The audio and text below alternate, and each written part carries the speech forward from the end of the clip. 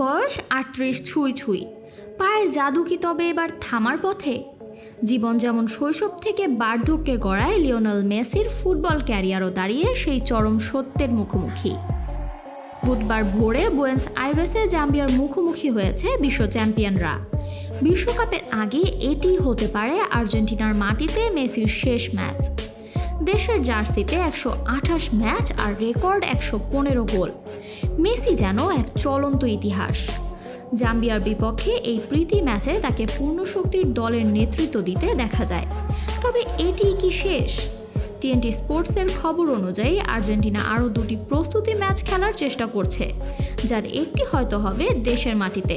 ফলে মেসির বিদায়ী মুহূর্তের অপেক্ষাটা আরেকটু দীর্ঘ হতে পারে।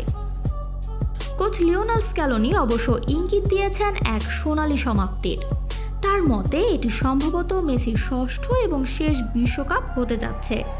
স্ক্যালোনি চান ক্যারিয়ারের এই শেষ সময়ে এসেও মেসি যেন প্রতিটি মুহূর্ত উপভোগ করেন, কারণ বুট জোড়া তুলে রাখার পর এই তীব্র আবেগগুলোই সবচেয়ে বেশি মিস করেন খেলোয়াড়রা।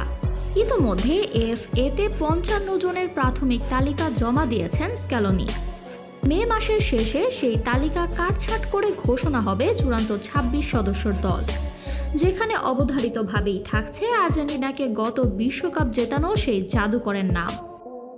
মেসি আনুষ্ঠানিকভাবে অবসরের ঘোষণা দেননি ঠিকই, কিন্তু মাঠের প্রতিটি মুহূর্তই যেন বিদায়ের সুর বাজিয়ে দিচ্ছে।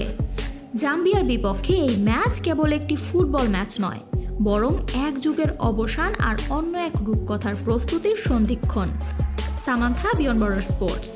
আরও আপডেট পেতে সাবস্ক্রাইব করুন আমাদের ইউটিউব চ্যানেল এবং ক্লিক করুন বেল আইকন।